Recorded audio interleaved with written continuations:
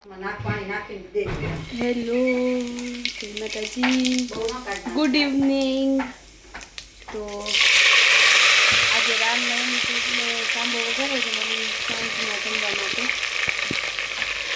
તેની આપણે તેડી લીધું હતું, એમાં નાખ્યું જીરું અને આપણે બટાટાની જે કાઢ્યું હતું અંદર એડ કરી દીધું.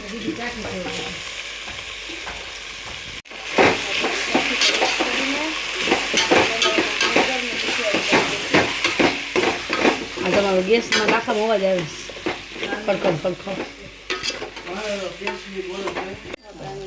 હળદર નાખી દઈએ અને મીઠું નાખી દઈએ. એડ કરી સ્વાદ પ્રમાણે.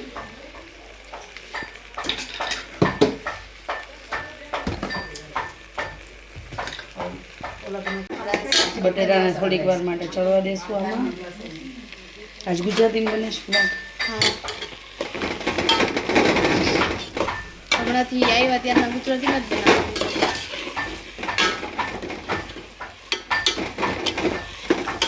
ચડવા દઈશું એકદમ તેલ જ્યાં સુધી બહાર દેખાય ને ત્યાં સુધી બટેટાને. પછી આપણે આની અંદર નાખશું લાલ મરચું અને સાથે નાખશું પાણી અને ઉપરથી સિંગદાણાનો ભૂકો નાખી દઈશું. આપણે લાલ મરચું નાખી દીધું છે આની અંદર સાંભારમાં બટેટાની અંદર. આની અંદર આપણે છાશ પણ એડ કરી દઈશું. જોઈ શકો છો એકદમ ખાટો અને તીખો મસ્ત સ્પાઈસી બનશે. છાશ એડ કરી છે આપણે. છાશ અને જો વધારે ખાટી છાશ હોય તો થોડું પાણી તમે એડ કરી શકો. નોર્મલ હોય તો ખાલી છાશ નાખી દેવાની આની અંદર.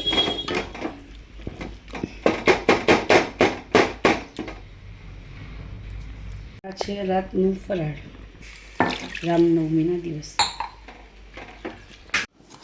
આ છે આપણો સાંભો, આ છે સિંગદાણાનો ભૂકો. હવે આપણે એડ કરવાનું છે વારાફરતી નાખવાનું છે. આ ઉકળી જાય એટલે આની અંદર આપણે સિંગદાણાનો ભૂકો અને પછી લાસ્ટમાં ઉકળી જાય એટલે સામો આપણે મોરૈયો એડ કરી દેવાનું છે. આપણે સામાની ખીચડી રેડી. બટેટાનો સિંગનો ભૂકો આપણે એડ કરી દઈશું.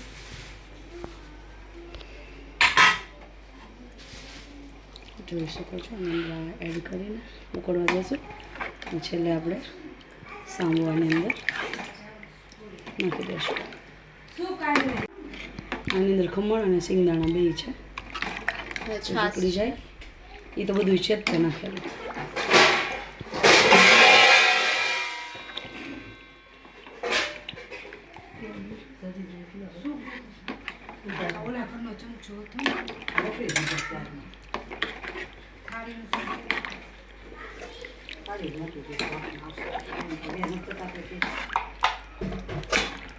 તમે જયવર્ધનને એમ થાય હાઈશ મારા થાળી વાટકા આવી ગયા. એ લોકોને એવું ન થતું હોય. જયવર્ધનને થાય છે